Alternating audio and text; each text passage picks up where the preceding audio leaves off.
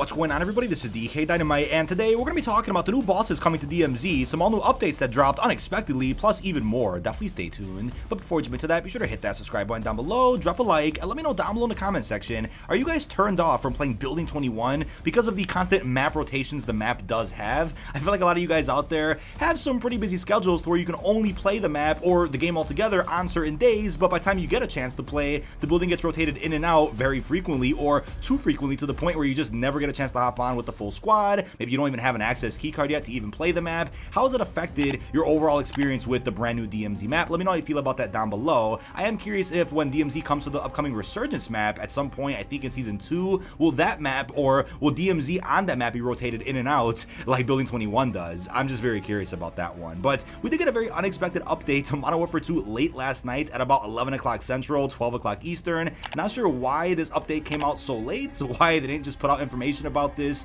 at the usual update time, which is 12 o'clock in the afternoon. But here's what did get fixed in the recent patch notes. So they fixed an issue where pressing down on the scoreboard moves the cursor by 2, fixed an exploit allowing access to non-core multiplayer maps in a private match, fixed a bug where weapons that had a receiver manually changed in Gunsmith cannot be equipped in DMZ, also addressed an exploit allowing blocked attachments to be equipped, and fixed a UI bug in the store that caused a free bundle tag to stay on screen across other items. And yeah, how cool would that be if all bundles remain free by mistake? They also fixed the crash that could occur when leaving the firing range with a secondary weapon equipped, and also fixed an issue where some players did not receive the Anime Enjoyer sticker after purchasing the Notice Me 1.0 pack. Now, along with that, we also have the Modern Warfare 2 Trello board, and one of the DMZ known issues that did get resolved. They fixed the problem affecting the tracking of kill distances during the massive stock mission, and obviously right below that there are some other problems that have yet to be resolved but are being investigated. I'm not sure how long it'll take for a lot of these issues to get fully resolved, since it seems like Raven is taking more charge of the Warzone 2. Not sure if that also applies to DMZ, but Infinity Ward seems to be focusing more on the multiplayer and probably the raids as of right now, and maybe DMZ. But I do think there is a shuffle going on with the leadership and what developer is in charge of what game mode for the remainder of Modern Warfare 2's life cycle.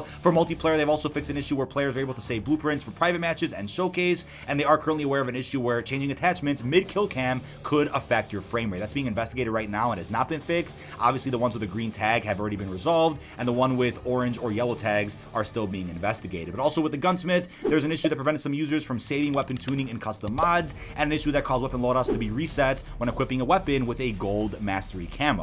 There's also a problem that got fixed, causing weapon mastery camos to appear with no progress in the UI. That was a bug that popped up with the release of Season 1 Reloaded. That definitely pissed a lot of people off. Luckily, that has been fixed because people out there got worried that all of their camo progress did get reset. Now, the big one towards the bottom does say they're investigating an issue where some players cannot acquire additional camos in gold, platinum, and polyatomic tiers if they have already acquired enough camos to unlock the next tier. For example, if you have 51 platinum camos, you're unable to earn additional platinum camos because 51 is the number you need to unlock polyatomic. So that still isn't fixed yet. Hopefully that gets resolved before the launch of Season 2 on February the 1st. But lastly, here on the list of Trello board, we have the Spec Ops known issues. Only one that did get resolved. It was an issue for the Special Ops Veteran Raid playlist where times were incorrect. Now, if you guys do need some more assistance with camo grinding in Modern Warfare 2, we have the legend COD Peter over on Twitter who could help you with grinding out gold, platinum, polyatomic, even Orion. He does offer some services for a very affordable price. No cheating, no BS, no modding, just actual reliable services that could come in good handy with COD 2.0. Check him out with the link down below in this video's description. Now, we do have the usual suspect CODsploits over on Twitter who did drop a very interesting leak for a future DMZ update where he said, and I quote, "Future DMZ bosses do include Pyro and even Trapper."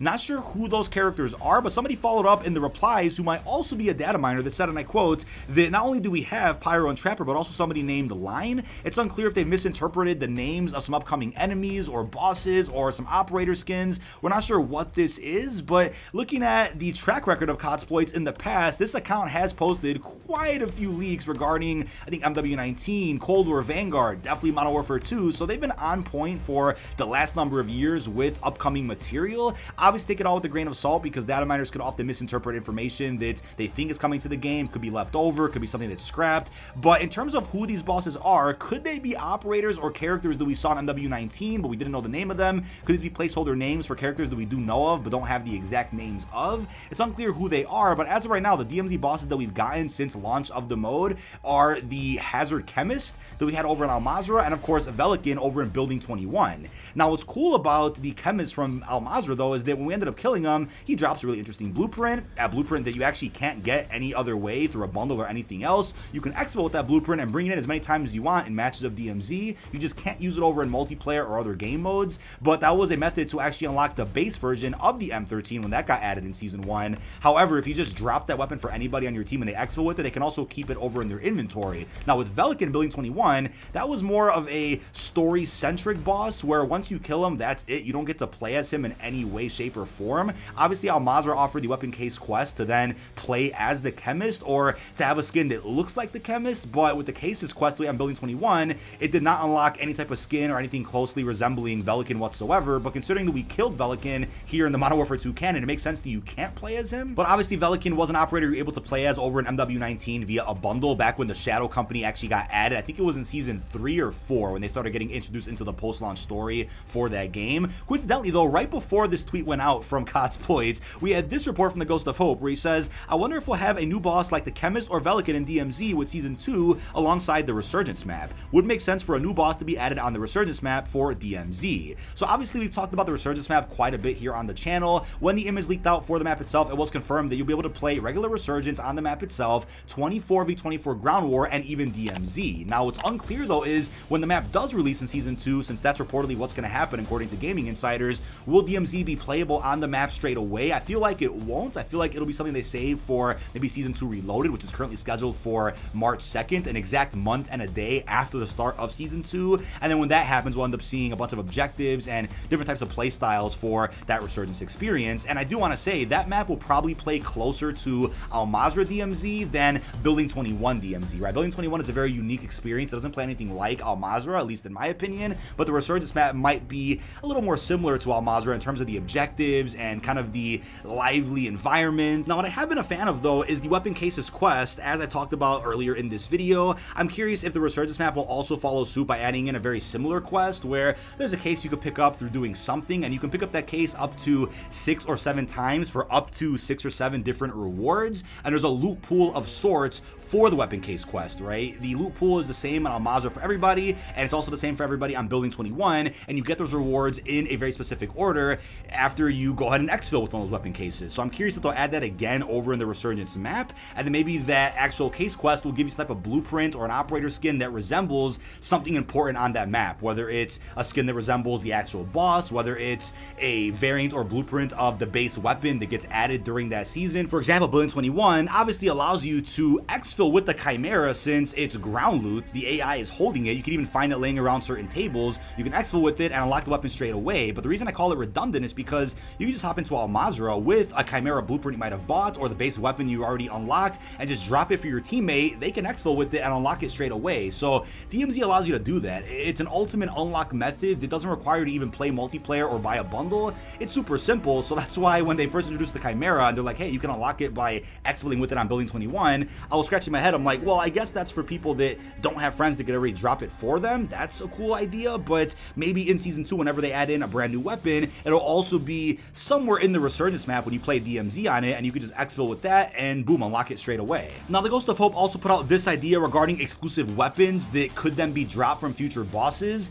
We kind of got a glimpse of that already. Again, the Chemist was holding the M13 or a very nice blueprint of the M13, which was awesome. I still love bringing that weapon in whenever I can. I try to be careful with it so I don't lose it during a rough run of DMZ or something, but Velikan was holding a grenade launcher that you can't actually get in any other way. It's not available in regular multiplayer. It's not unlockable through any means. It's not available in a bundle. I'm a huge fan of them having exclusive weapons that you can only find in exfil in DMZ. What would be cool though is going further with that and being able to then use that exclusive weapon over in multiplayer because you went along and did something crazy in DMZ, whether it's in Al-Mazrah, Building 21, or the upcoming Resurgence map. That will be a great feature that hopefully gets introduced at some point in the future. Add it to the list of upcoming DMZ updates that Infinity Ward has already confirmed dynamic weather, possibly solos or duos, since Raven has been putting out these tweets that say, oh, DMZ Trios is playable this week. Why even say that since DMZ Trios is the base version and the only version of the mode anyway? They confirm it's the only entry point they want for the mode, but